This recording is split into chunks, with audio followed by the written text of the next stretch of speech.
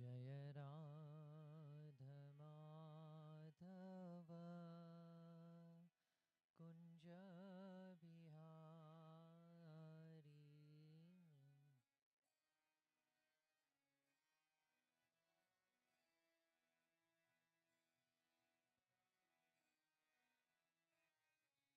Jaya Radha Madhava Kunja Bihari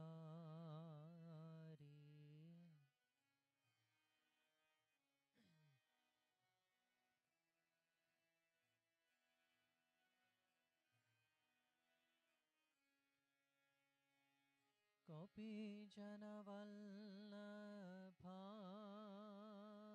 Girivaradhari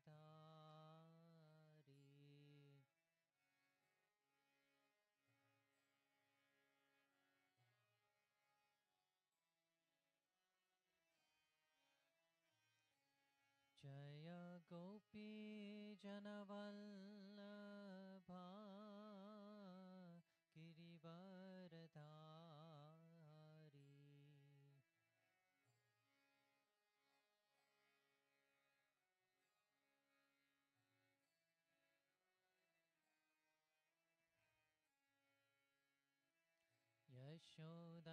Yashodanandana Brajajanaranjana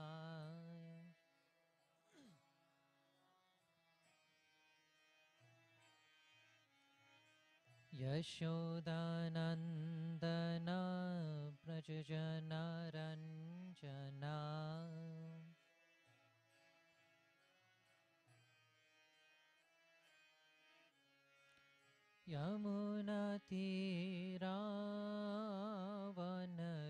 Yamunatiravanachari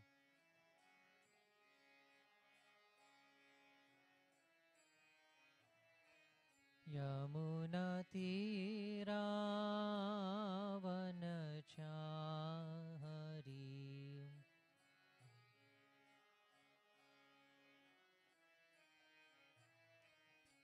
Jaya Radha Madhava Kunja Bihari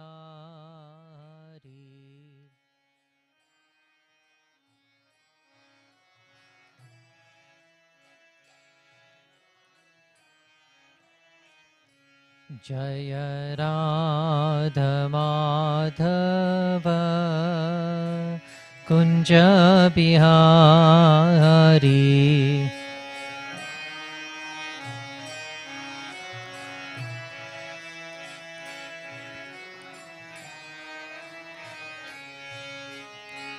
Gopijana Vallabha Girivaradhari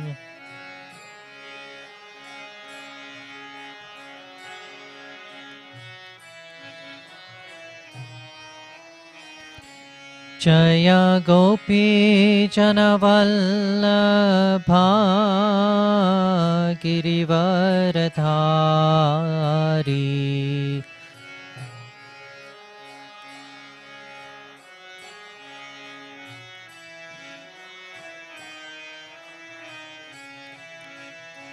Yashodanandana Brajajanaranjana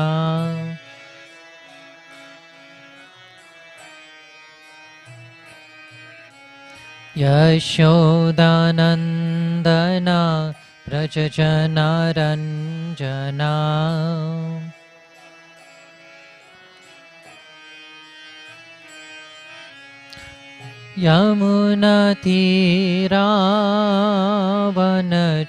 Yamunatiravanachari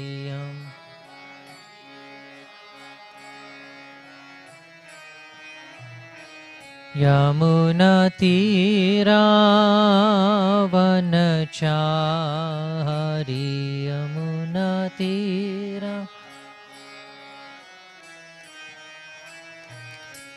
Jaya Radha Madhava Kunja Bihari Jaya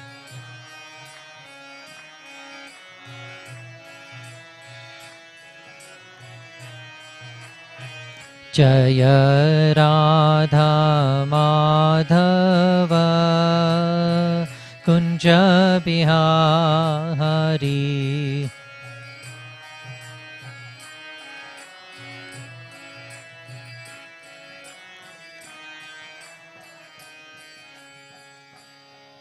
Shri Shri Radha Madhava ki, Shri Shri Radha Gokulananda ki, Jam Vishnupad Paramahamsa Parivirajikacharya, Ashtottara Sata Shri Srimad, His Divine Grace, A.C. Bhaktivedanta Swami Srila Prabhupada ki, Ananta Koti Vaishnav Vrinda ki, Namacharya Srila Haridas Thakur ki, Prem se kaho Shri Krishna Chaitanya, Prabhu Nityananda, Shri Advaita Gadadhara, Shri Vasadi Gaura Bhakta Vrinda ki, Shri Shri Radha Krishna Gopa Gopinath, Shama Kunda Radha Kunda Giri Govardhan ki, Shri Vrindavan Dham ki, Mayapur Navadvip Dham ki, Ganga Mai ki, Yamuna Mai ki, Bhakti Devi ki, Srimati Tulsi Maharani ki, Samaveta Bhakta Vrinda ki, Nitai Gaura Premanande.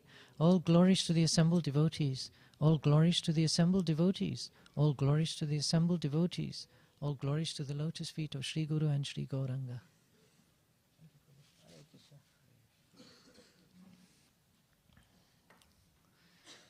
Is the microphone loud enough? Can you hear clearly? Okay. If it can go up a little, that will be good. Hare Krishna, Hare Krishna. Okay, that's better.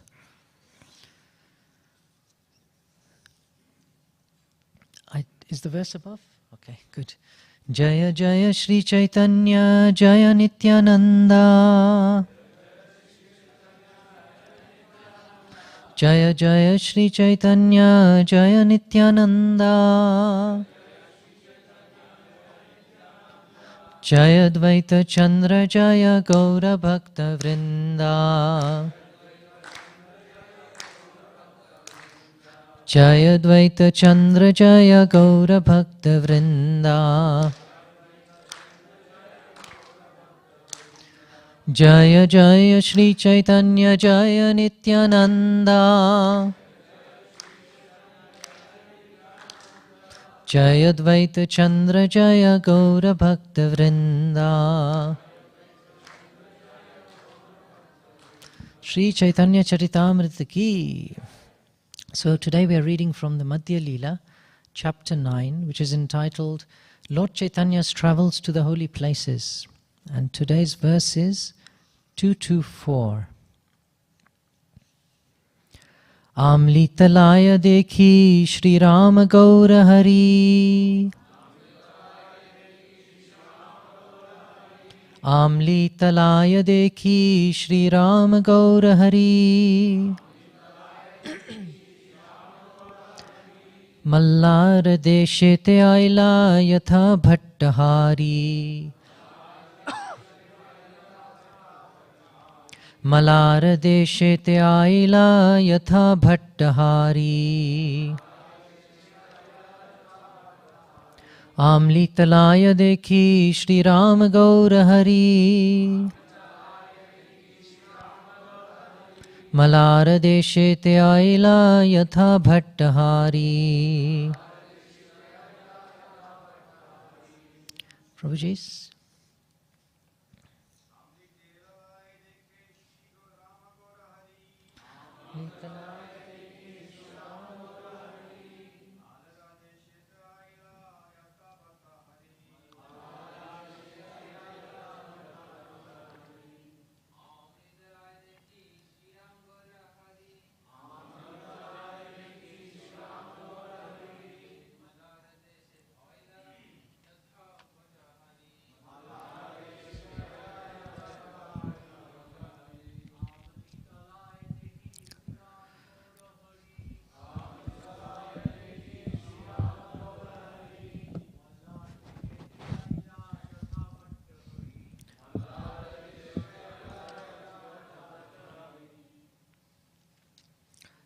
Ladies.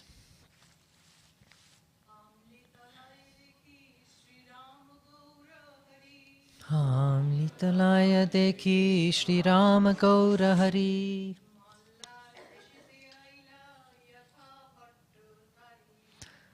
Mallar deshe te aila yatha Bhattahari.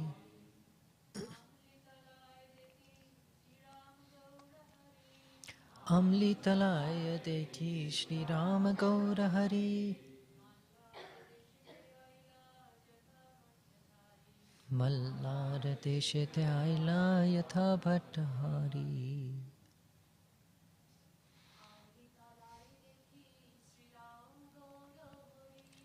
Amli talaya dekhi Shri Rama Gaura Hari.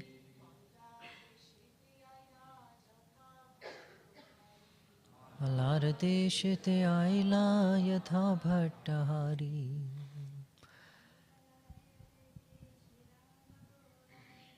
Amli talaya dekhi Shri Rama Gaura Hari.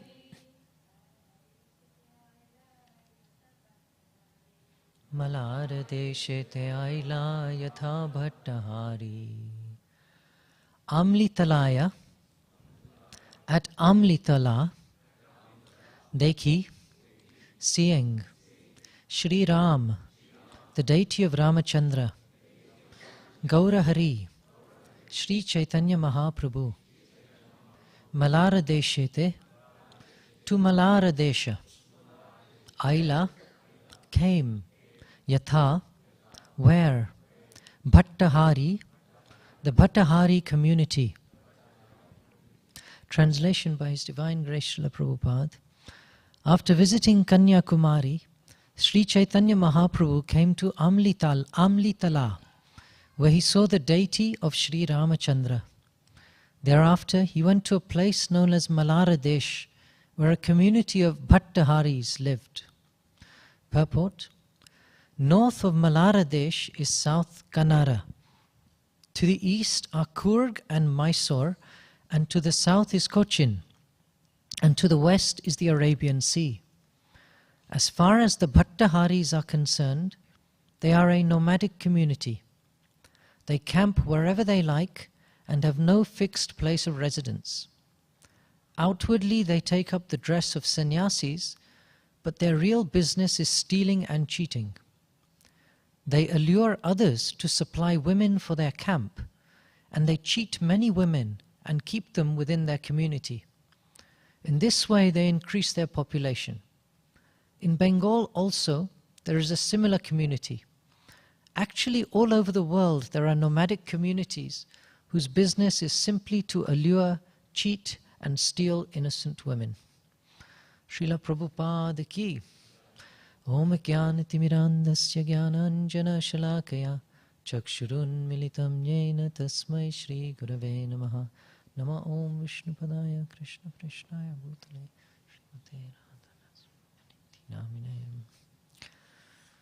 It's a very interesting purport to this verse. And this section, of course, continues the travels of Lord Sri Chaitanya Mahaprabhu. And this community of Bhattaharis is mentioned here because pastime is about to unfold over the next few verses, where we see something of their nature and their behavior. So Srila Prabhupada mentions here that this is a community of individuals who appear to be renounced. They appear to dress like sannyasis.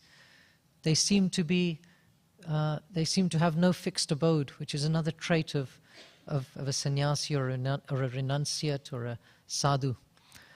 But sadly, this does not mean spiritual advancement. Rather, these persons utilize their dress, their situation, to simply allure more and more women into their camp. And therefore, this program of allurement is actually a real problem. We will see over the next few verses how one of Lord Chaitanya's servants was allured by this community. And Lord Chaitanya had to personally go and rescue him. And this is the real danger of allurements. Of course, naturally, the most powerful attraction in this world is that between male and female. But attractions can come of different types. And really any of the opulences that Krishna possesses, that the living entities also possess to some minute quantity, such as wealth, fame, beauty, strength, knowledge. Any of these can be allurements for the living entity. And when the living entity is attracted by them and entrapped by them, then their focus and consideration for spiritual life decreases. And sometimes it can decrease to the point of disappearing completely, when one becomes overly entangled in the different facilities of this world. So we have our example of Queen Kunti, who says very clearly that, and she's talking about Krishna addressing him, and she says that your lordship can be very easily approached, but not by one who is trying to progress on the path of material progress. She explains that those who are after Janma, Aishwarya, Shruta, Shri, good birth, high parentage, learning, knowledge, wisdom, power, again, these opulences, cannot really approach Lord Krishna so easily. Why? Because their minds are always distracted by other pursuits. And at the end of this life, those other pursuits, the fruits of all of them, are left behind, largely without result, apart from an accrual of karma, whether good or bad. But anything we have achieved, accumulated in these categories is basically left behind. And therefore, an intelligent person does not focus their entire life solely on the items to do with this world. An intelligent person thinks, what is that commodity that I can take with me in my future life? And that is, of course, any devotional progress that we make, which actually works towards our liberation and our exit from this place of suffering. Now, sometimes it's not always easy to see how this world is a place of suffering, but if we just consider a few key points as mentioned in the scriptures, Adi Bhautik, Adi Daivik, Adi Atmic miseries, every person gets them every day. Miseries caused by their own mind, miseries caused by nature, miseries caused by others. No one is free from these three categories of miseries. And then, of course, in every single person's life, one has birth, old age, disease, and death to worry about. And wherever you are situated in society, whether in a very highly situated position, or you happen to be an insignificant beggar in some country, you are still not free from any of these four. Therefore, the pursuit and the project of a lifetime of simply trying to acquire more and more of these opulences which are material actually does not lead to a cessation of our problems. Rather, it leads to a lot of wasted time. And therefore, allurements on the path of spiritual life are something to be taken, to be considered with great care, and to be treated with great respect, with an understanding of their power. Allurements often start off very innocently, a little attraction to something, and then that attraction builds and builds. And before you know it, people are addicts. And this is how addiction starts in this world. You try something thinking, oh, what's the harm? It's a little bit of entertainment, little bit of fun. Just live your life. Don't be boring. Try it out. But then very soon, what happens? That little attempt, that little taste turns into an addiction, which then entraps someone practically for the rest of their life. And some addictions cannot actually ever be fully overcome. Sometimes when individuals have had a heavy history of perhaps something like, say, drug abuse, alcohol addiction, or even other softer things which may not involve substances, the consequences of that never really leave, because some irreversible damage can be done. And therefore, it is very, very important that people understand the dangers of addictions in that sense. Of course, I've given some fairly gross physical examples of what happens with drug abuse, alcoholism, and other things. But really, anything that entraps us. Now people are wired into the internet these days, so much so that that is becoming acknowledged as a type of addiction. And in some countries there are now camps to actually wean people off their devices. People actually now start to display symptoms of withdrawal if they are not connected to the internet for more than a couple of hours. And so we can look at this development and really question, is it a development? Is it a development or another item of enslavement for us as human beings?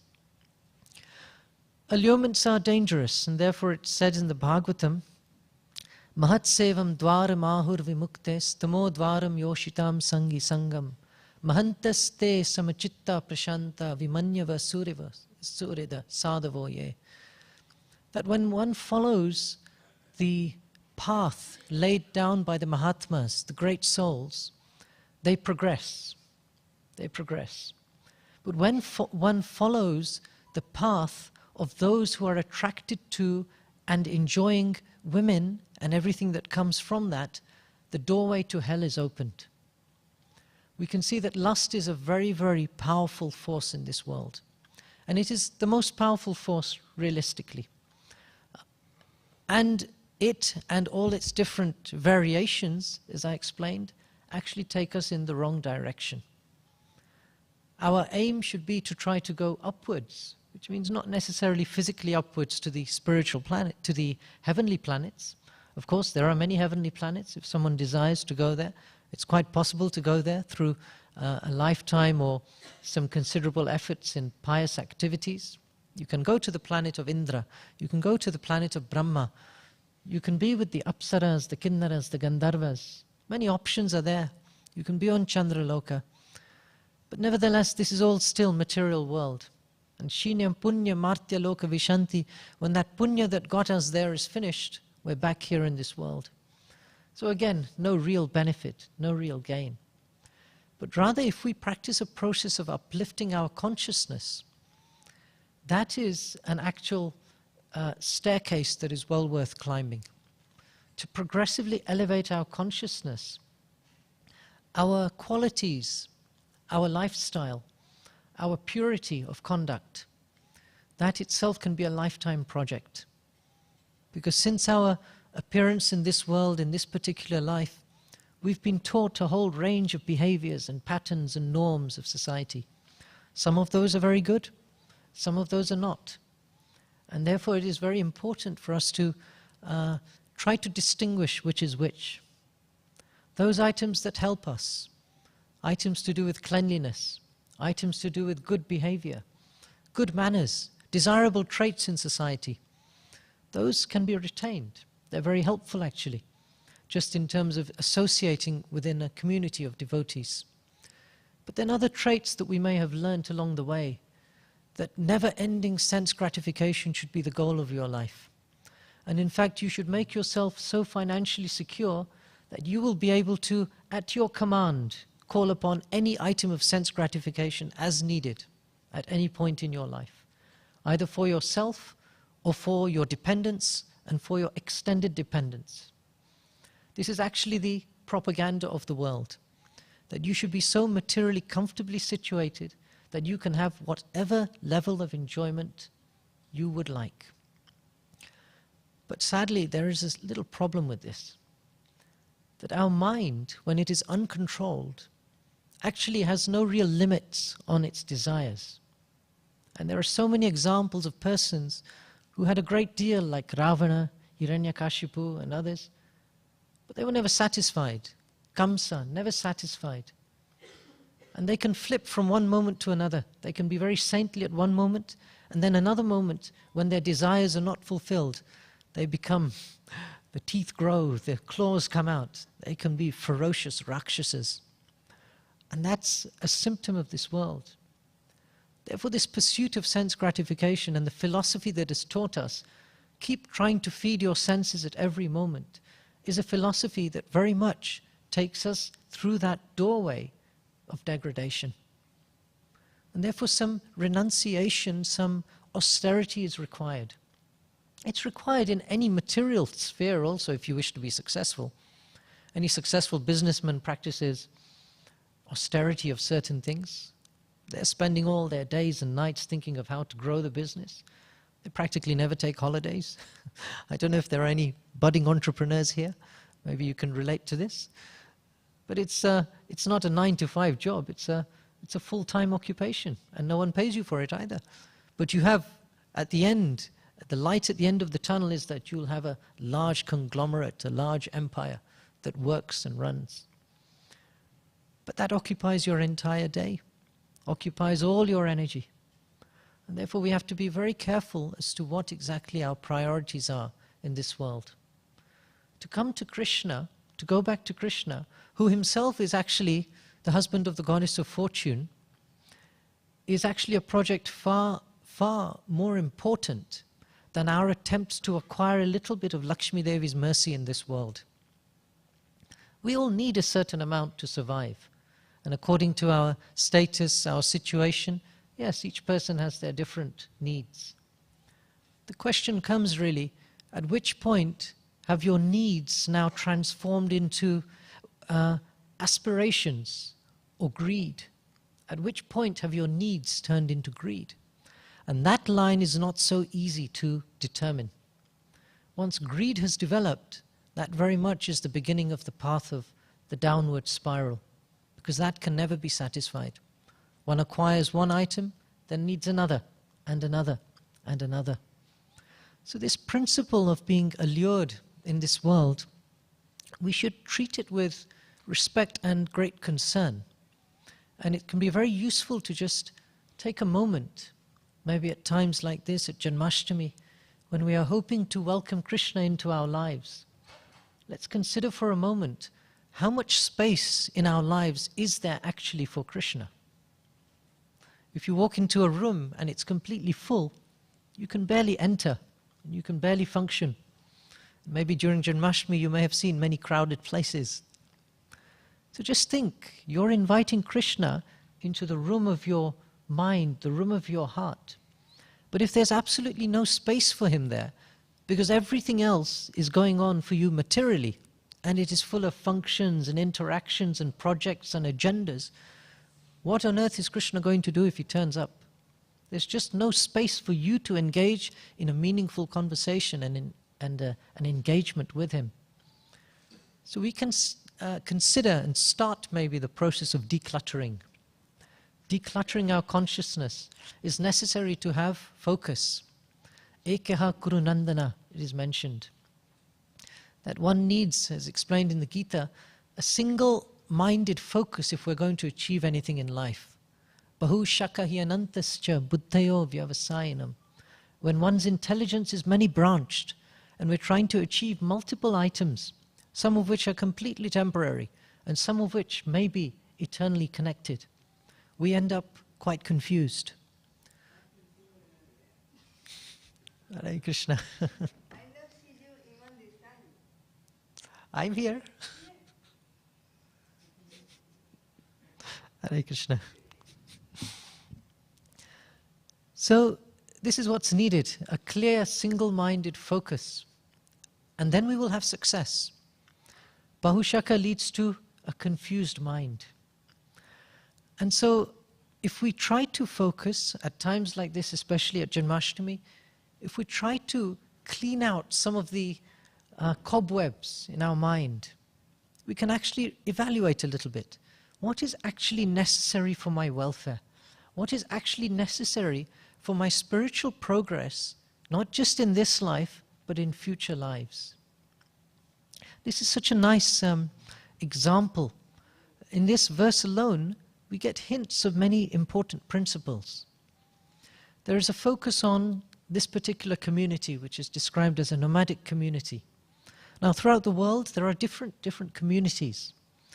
And each community has its certain traits, certain principles that they live by, certain kula dharma, right? In each tradition, in each lineage, there are certain ways of the family, ways of the tradition. Now, we have to be a little bit objective when we consider these. Here, this community is not described in highly glorious terms. Look, it says very clearly, their job is simply to allure, cheat, and steal. Now, does that sound like a healthy culture or a healthy community that will bring benefit to the world? Not really. But if you happen to have been born in that community, you may think this is the best thing there is. An intelligent person does not allow themselves to be restricted by their birth, their upbringing, or any other traits, or any other limitations, as you can say. Different people in this world adopt different positions on the spectrum of existence, if you like. Some are situated on the far right, where they are highly rigid. They consider that their situation is the best situation, the only situation, and all others are of no value. And depending on how far they are, they may even decide to get rid of everyone else who is not in their particular situation, who doesn't conform to their ideals. Then you have the far left, the wholesale liberality, where absolutely anything goes. There are no rules, no directions, no cultural norms, no standards. Anything goes. As long as enough of you believe it, it's okay. An intelligent person actually couldn't care less for either of these extremes. An intelligent person likes to consider in detail and assess situations, which is a trait that neither person at either extremes ever does. Because the moment you have to intelligently scrutinize something or analyze something, you can't possibly be situated in any extreme.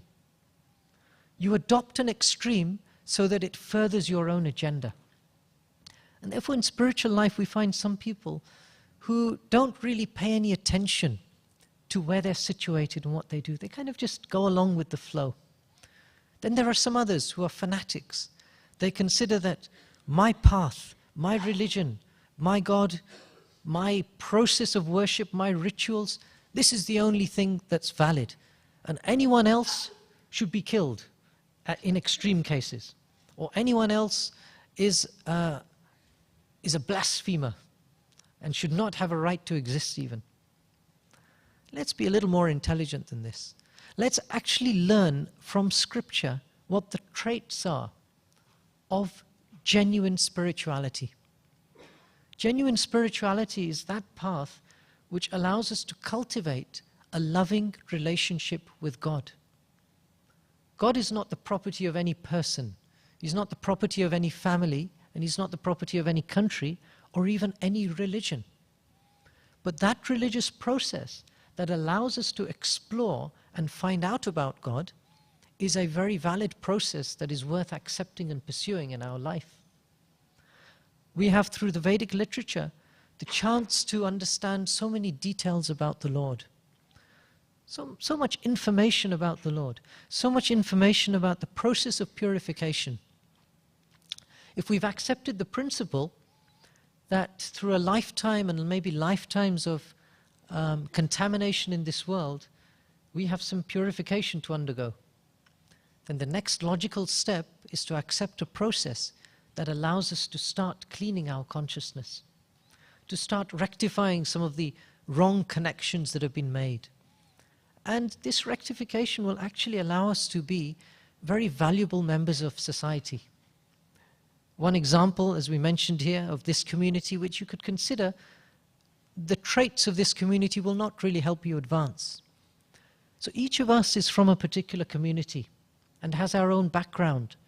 And each of us has formed in our mind a certain outlook on the world based upon our training, our education, things that we learnt from our parents.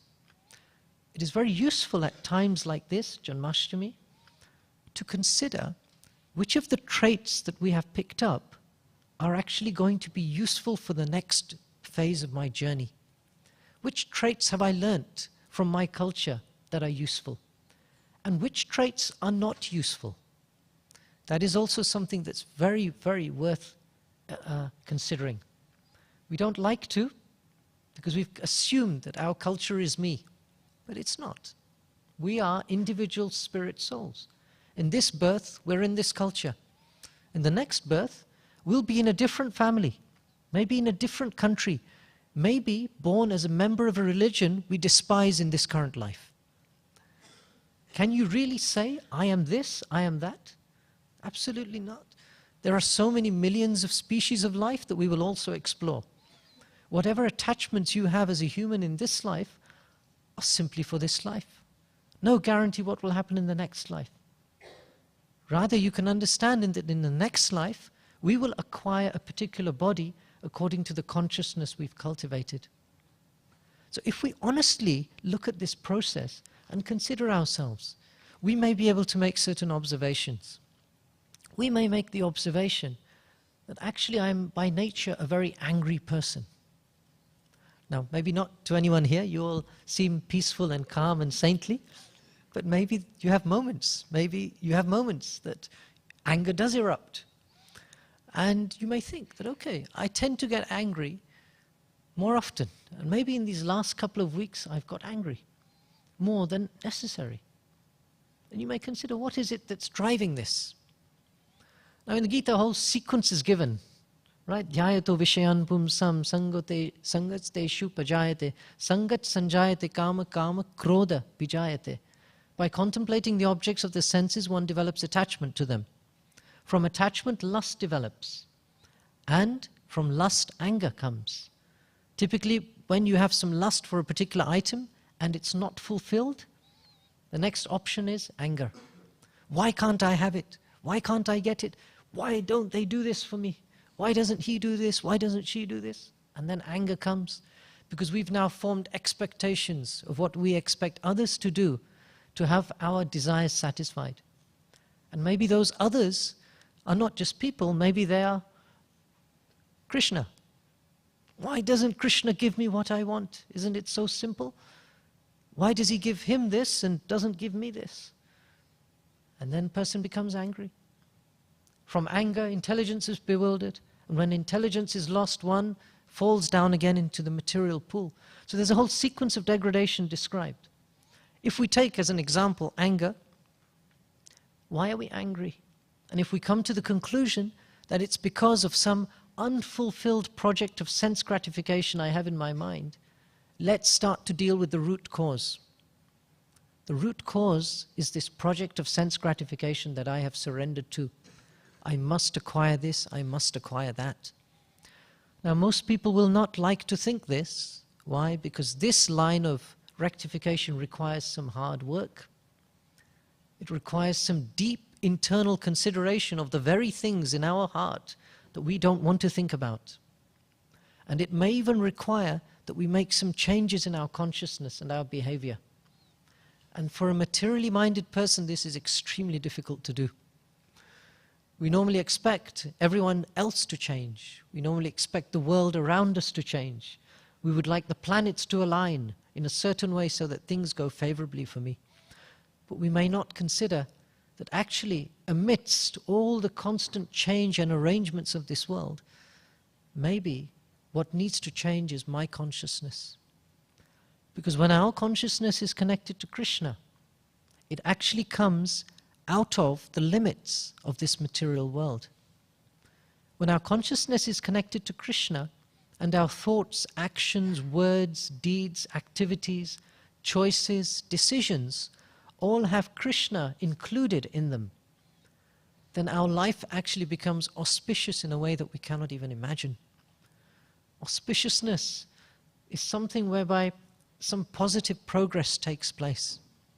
But it does include this factor of scrutinizing ourselves and deciding what aspects of our behavior and makeup are actually holding me back in my program of spiritual progress. So Lord Caitanya, in his travels, he's been traveling extensively. We've been speaking about this for many verses during the classes at the weekends. And he's now made his way over to the west coast of India, and especially the south. And Kanyakumari was mentioned.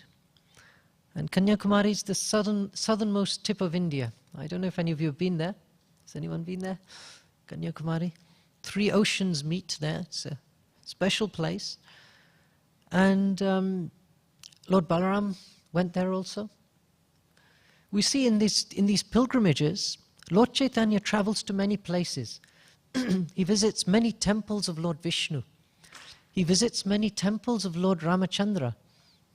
And he also visits many temples of Lord Shiva. And here we see he's visiting Kanyakumari, which is of course the abode of Yogamaya. Durga Devi in one sense. Durga Devi of course is the aspect of the expansion of Yogamaya, you can say, who deals with this material energy. But originally she is in a pure form as Yogamaya, one of the energies of the Lord. Now during the Janmashtami period, of course, prior to Krishna's appearance, Lord Krishna has a little conversation with Yogamaya. And just before he's due to appear, Lord Krishna says to her, he gives her a little task to do. And he says, actually, Lord Balaram has he's just appeared in the womb of Devaki. Now your first job is to transfer him without any difficulty to the womb of Rohini, who is his eternal mother. That's her first job. And then he says,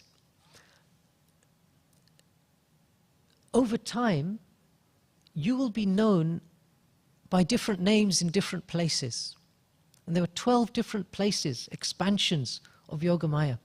And these are worshipped in different places in India as important centers of Durga worship. And one of those is Kanyakumari. Now Kanyakumari is a very interesting appearance of Devi, because of course Kanya and Kumari means a young unmarried girl. So she, from her very young age, was very much devoted to Lord Shiva. And the story goes that she was due to marry Lord Shiva, but for some reason Lord Shiva was delayed. And so he didn't turn up to the wedding. Now imagine that. So she wasn't very happy about that. And she became quite angry, but she started to practice very severe asceticism. She remained just like that, as a Kumari, as a young unmarried girl. And in that place, she stayed and executed immense penances. So actually people go there, and it's been a tradition to actually get blessings for any program of renunciation that they may be attempting, because this has set a very high standard. Now, of course, that is not just an accidental occasion that Lord Shiva didn't turn up and this happened. No, there was a reason for her particular appearance, that she was also due to kill a person, a demon called Banasur. Now we know of Banasur from the Krishna Leela. And yes, he was a person who had this vow that only a woman could kill him. And only, yes, a virgin woman could kill him.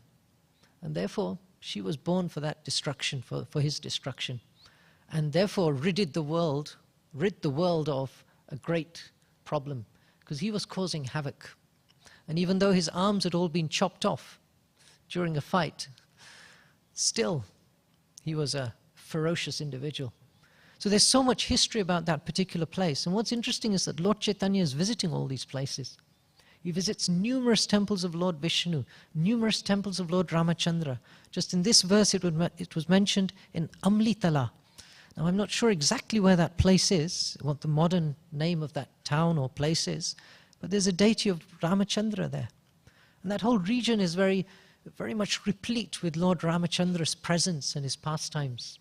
Dhanushkoti, of course, the place, Rameshwaram, where the Lord started to construct the bridge that then he traversed to fight Ravana. So all historic places. And these pilgrimages have been done since time immemorial. Lord Balaram traveled there on pilgrimage. Lord Chaitanya is traveling there. And this notion of traveling is very important because it allows us to practice detachment. It allows us to immerse ourselves in the pastimes of those places. Sometimes Lord Chaitanya would go to each place and he would just be lost in trance. He would be reliving the pastimes that took place there. And sometimes he would encounter devotees who were similarly lost. And therefore there was this one example earlier on of someone he met who was in great anxiety, in great tears, thinking of how could it be that Mother Sita could be captured? How is it possible for a demon like Ravana to even touch Mother Sita, who is the pure internal consort of the Supreme Lord? So then Lord Chaitanya pacified him. And he said, actually, don't worry. Mother Sita is always eternally protected by Lord Ram. And at the time when Ravana was coming to kidnap her, a Maya Sita was created that Ravana attempted to capture. And then at the end, during the time of the Agni Pariksha, This is when that Maya Sita merged into the flames and the real Sita came back out. So in this way, Lord Chaitanya pacified this devotee who was so swept up in those pastimes. And this is a very nice example. In our culture and our tradition, we can get great enlivenment from hearing of the activities of the Lord. But in many ways, we can get even more enlivenment by hearing of the activities of the devotees of the Lord. How the devotees approach Lord Krishna can give us great, great examples that are especially meaningful for our lives. If the Lord is just a great being, a supremely powerful person that we can't really even come close to, maybe after lifetimes of extreme penances and difficulties and mercy, may we have a chance to come to the Lord, then actually it's not so easy to engage in that process. But when we hear of devotees, when we hear of great devotees like Arjun, who had to make choices, when we hear of persons like Hanuman, Sugriva, Vali, so many other devotees, Jagai, Madai, Ajamil, so many persons throughout the Bhagavatam, the Chaitanya Charitamrita, who somehow were extremely dear to the Lord at some point or other. And we understand the difficulties that they went through and the rectification that they undertook in their own life. We actually feel a very tangible way forward. And the same applies to the contemporary devotees who may be here. There are so many saintly persons in our midst. Take shelter of them. Take their guidance. Find out how they may have navigated the process of dealing with their mind and their ingrained traditions and cultures, some of which may be helpful and some not. How did they navigate that path? This is one of the beautiful secrets of spiritual life, that when we approach the devotees, we can actually understand everything about Krishna. So I'll stop there. But let's see if we can have any comments or discussion.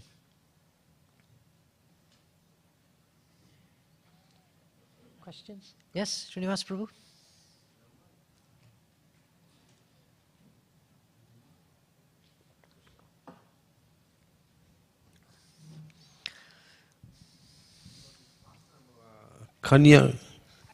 This pastime of Kanya Kumari, then can you elaborate how she killed Banasura then? How she killed him? Yeah. I'm not quite sure actually how she killed him.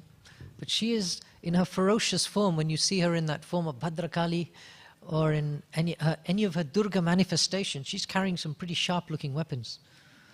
And she's pretty fearsome.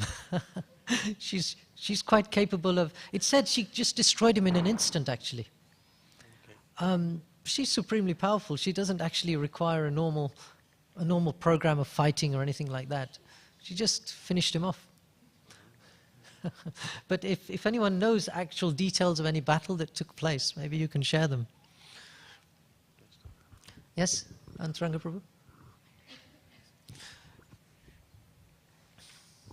Hare Krishna. I can't really make a comment about the pastime really, but I have a question. Recently I kind of observed that the whole idea of Lord Shiva or the demigods being present in modern day in ISKCON or modern day worship of the standards that we have, how we can understand that even Lord Chaitanya in those times been developing connections or had the connection with varieties of demigods and sort of understand their position in connection with Vishnu or with Krishna. And on the practical side, how we can incorporate these understandings and bhajans of Lord Chaitanya in our day-to-day worship.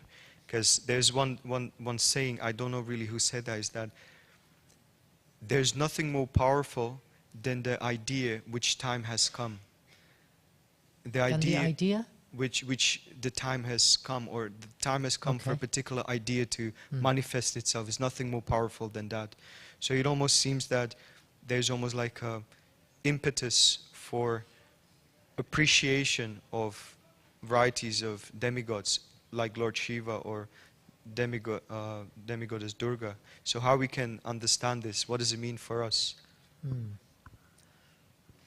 Well, when the great persons, I mean, we talk of Lord Caitanya as a great person, but that does him an injustice. He's the Supreme Lord himself.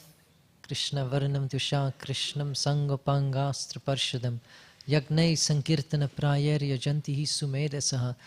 An intelligent person understands that this person is Krishna himself. He's not really an avatar in that sense either. He's directly Krishna himself. And the interactions that Lord Caitanya would have with different deities of Lord Vishnu, with Durga Devi, those interactions wouldn't be a feature of that particular age, because not everyone would have those. Those interactions that Lord Caitanya had are very unique based upon his own exalted and unique status.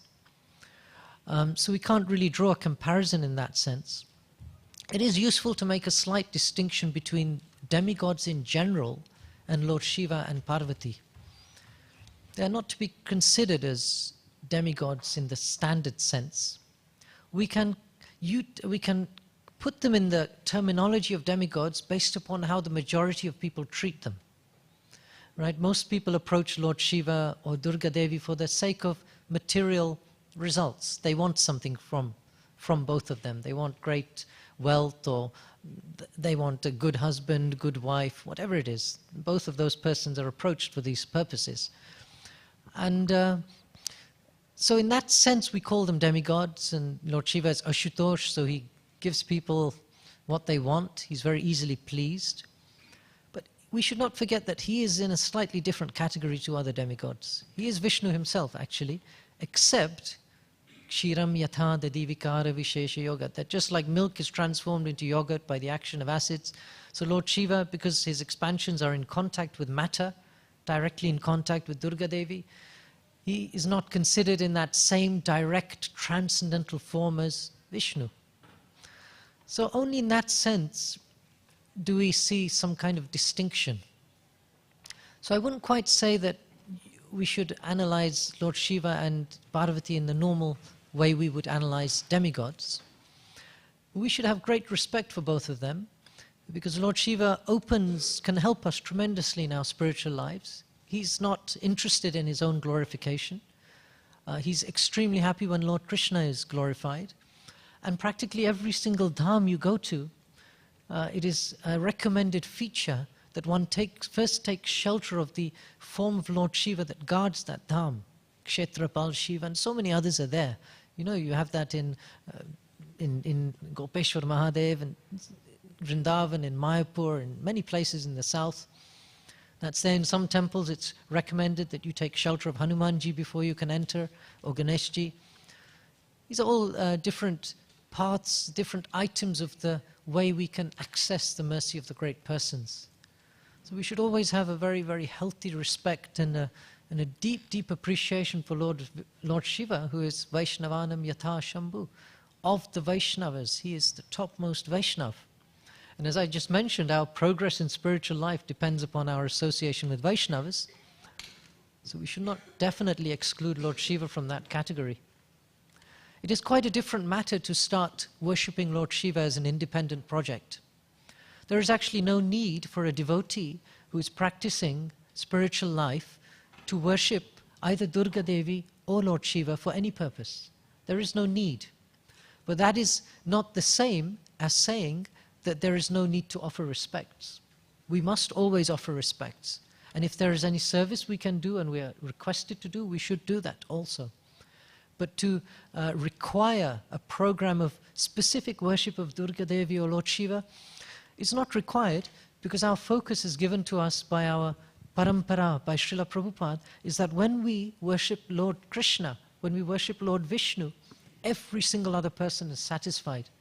And as soon as Lord Shiva sees that this person is worshipping Lord Krishna, he is immediately very, very happy indeed. So there's no offense at all. And again, this comes down to our Ekeha Kuru Nandana.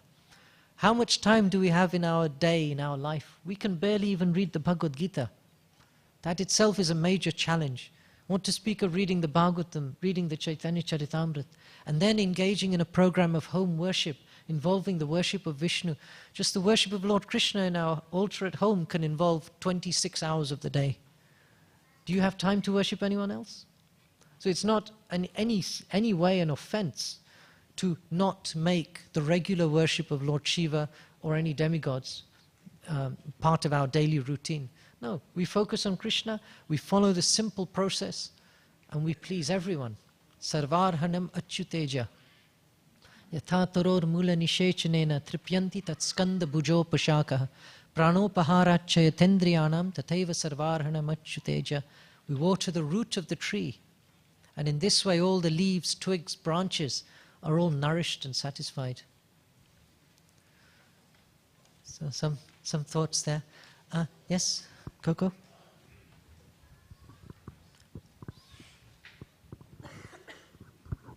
Hare Krishna. Thank you, Prabhu. I really resonate with the point you made about reflecting on our own paradigms of thought and analyzing or shedding those things that are not useful and, adopting new ways of thinking. But I find it challenging because I feel like with my own mind, which created those problems in the first place, it's very difficult to have the good perspective to actually change it. What I might find useful is to have conversations, but at the same time you have to do some work yourself. Like you can only edit your own work because you kind of wrote it. So do you have any advice on how to go into this? Regarding any practical advice, like the process of this. Yes. When we read or when we hear, and of course we'll be doing so much hearing, just being in the temple environment, we can think of certain points that come up. And actually, maybe after the class, maybe during the class, you make a few notes on that particular point. You then actively allocate yourself another section of the day, maybe another half an hour at a certain point in the day. We actually review that. In Kali Yuga, we tend to forget stuff very easily. And it's not because of a desire to forget it, it's just that this is how our minds are. We can't focus on anything for any length of time. So if we actually just review that point and actually then maybe engage in a 10-minute period of introspection and actually just consider. You're quite right when you say that because we're in a certain culture and we've behaved in a certain way and it's our mind, it's actually very difficult to actually analyze it objectively. You actually can't do that so easily in the beginning. After some period, yes, because a certain detachment develops and a certain willingness to see something from a higher perspective also develops.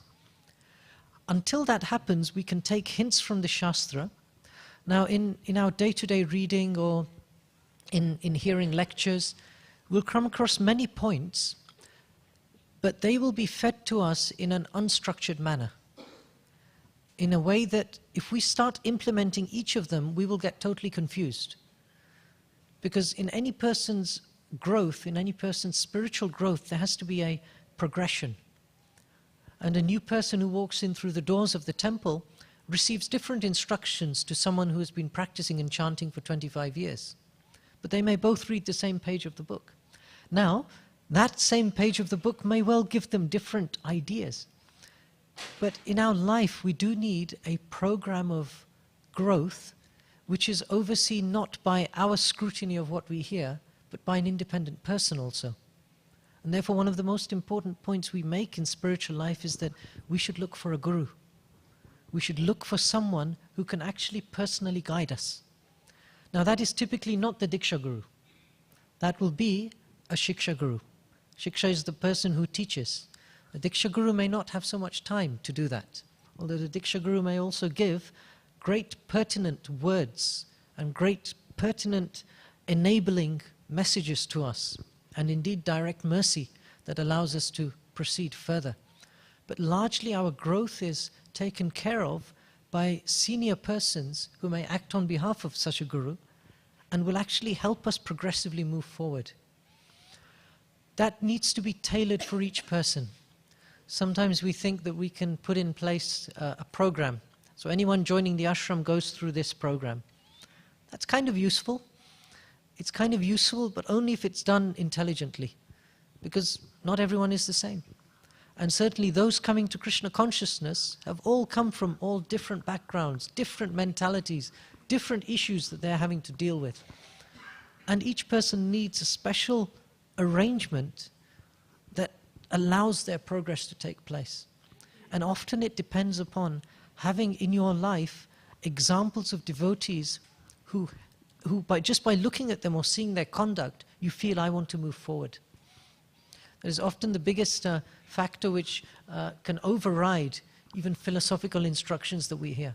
Just the presence of a person who may have been practicing for many years through struggles, difficulties, or someone who actually inspires you that this is a person who I feel is Krishna conscious.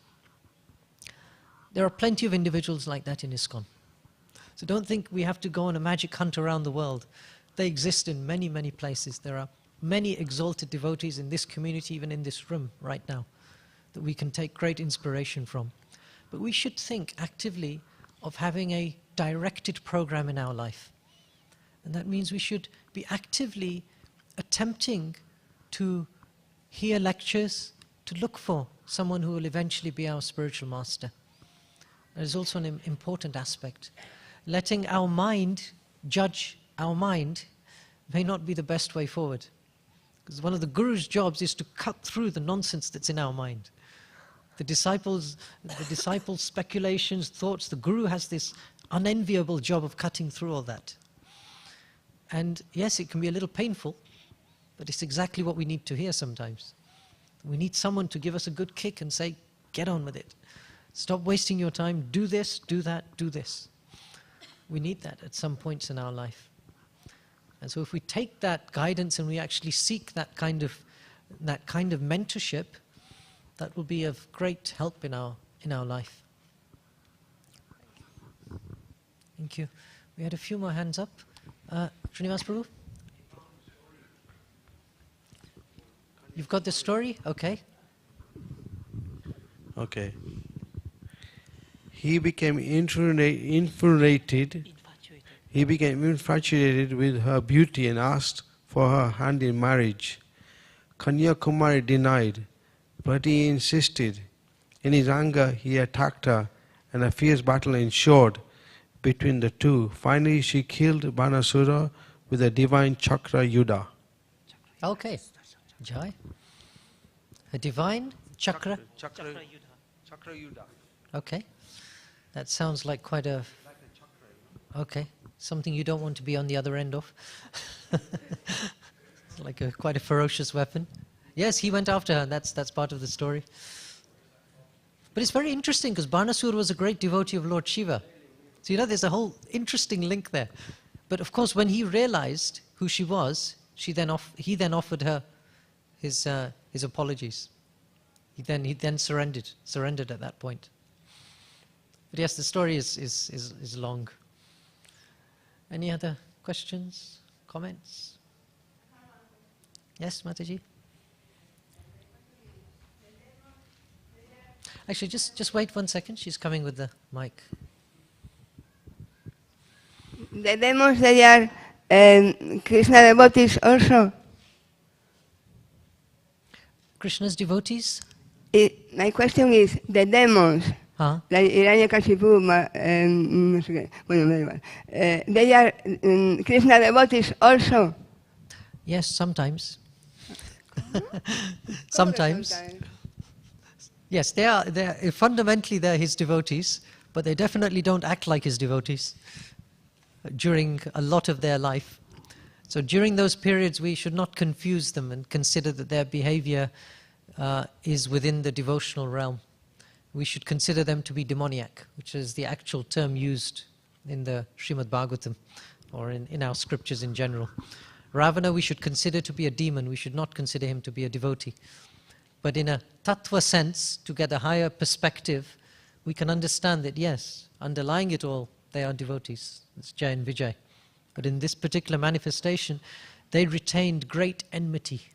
Kamsa had such concentrated enmity that as soon as he heard that, or as soon as he started to see that Devaki was effulgent and he started to deduce that Krishna was about to take birth, he was thinking, I can't kill her in this condition, But every moment of waking, sleeping, planning, thinking, he was thinking of Krishna. So he was Krishna conscious, but still a demon. So that's not the type of Krishna consciousness that we are looking for. We're looking for favorable. Anukulyena Krishna Anushilanam Bhaktiruttama. That's what we are supposed to try for. I have another question, very important for me. Yesterday in the street, one person asked me, how you can tell me, how you can demonstrate to me that God is true? Because he told me, God for me is unavailable. I don't believe in God.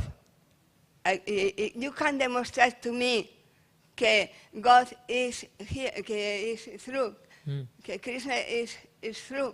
I tell to him, Krishna is in your heart, is in my heart. If you chant Hare Krishna, Krishna Krishna, Hare Rama, Rama Rama, Hare, Krishna coming to you, coming to me. If you don't believe in Krishna, you don't have faith, I'm sorry. That's very good. That's good preaching, isn't it? Yes. Not very good because one scientific asked to you how you can demonstrate that Krishna is true. How you can demonstrate? Me, I don't know. So Prabhupada spoke about this actually. He says, who are you to demand God appears? So you can say to him, can you demonstrate to me that, what can we say? That you can say something like, bring the President of America here. We want to see the President of the United States here. And you say, can you demonstrate it? And what will he do? Can you bring him here right now? He's not going to be able to do that, right? So why does he demand that you bring God here? Es verdad, it's true. Porque, sorry, when Hiranyakashipu tell to Prahlad to his son, how you can demonstrate that God is here, Lord Nrsimha appeared. In this moment, Lord Nrsimha appeared. But Lord Nrsimha didn't appear for all the years before that. He appeared at that moment because he chose to appear. But throughout all of his lifetime, Prahlad Maharaj was telling Hiranyakashipu, worship the Supreme Lord. Lord Vishnu is in your heart. He is your Lord, your Master. At this point, the Lord decided that my dear devotee is in need of my association, my protection. And it's time now. This person has gone far enough. He has committed his last offense. That is the Lord's desire. We can't control that. But it is a very powerful argument of Srila Prabhupada's that we can demand that the Lord appears, but why should he listen to us?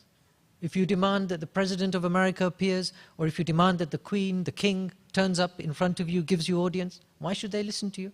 Who are you? No one. So people have this idea that God is here to appear on demand to a completely unqualified person who has no real love for God either. Why would he do it? So one thing you can say to them is that God appears to everyone in his form as death. So it's up to you that either you can start to find out about God now while you're living, otherwise you'll have a darshan of him at death. Now you make your choice. Which one do you want? So I want Krishna. No, I want Krishna. Haribo! No, but I tell to you one thing. Prahlad asked to Lord Nrsimha, please forgive my father. He also. This is compassion, this is real compassion. Another question. I think the only true friend in my life is Krishna, and others they are not friends. They are temporal. All is temporal. All in my life is temporal. Yes. The only not temporal is true friend is Krishna. Krishna. Krishna and the devotees. And the devotees when they want to be compassion. I'm sorry, eh? No, devotees under all circumstances. No, ever the devotees, they are compassion, me also, I am not compassion. I cannot tell the devotees they don't have compassion, because me, so many times I don't have compassion. I try for to be compassion, but the devotees, sorry, they are not compassion with me. Only with another. I'm sorry. I give my realization, I'm sorry. Okay. We should always have a healthy respect for devotees. All devotees under all circumstances, if we have actually understood the philosophy, who do devotees belong to? They belong to Krishna. They have no obligation to do anything for any of us. This is the first point of actually understanding the tattva. Sadhava hridayam mahyam sadhunam hridayam tvaham. The devotee lives in the heart of Krishna, and Krishna lives in the heart of the devotee. The two have nothing else that they are concerned with. So every single devotee is first and foremost a property of Krishna's. And if by some mercy, by some circumstance, if we have somehow pleased a devotee, Krishna allows that devotee to act as a conduit between a person and Krishna. That is to be taken as an item of mercy. Mercy is something we don't deserve. It is not to be taken as, it's supposed to happen to me. I've been doing this and I should happen. These are some little points that we need to learn in spiritual life. They belong to Krishna. And it's not our right to demand anything from them, whatever it is. If something comes, we take it with great appreciation. And when Krishna sees that we appreciate greatly the words of the devotees and their presence, then Krishna sends us more devotees.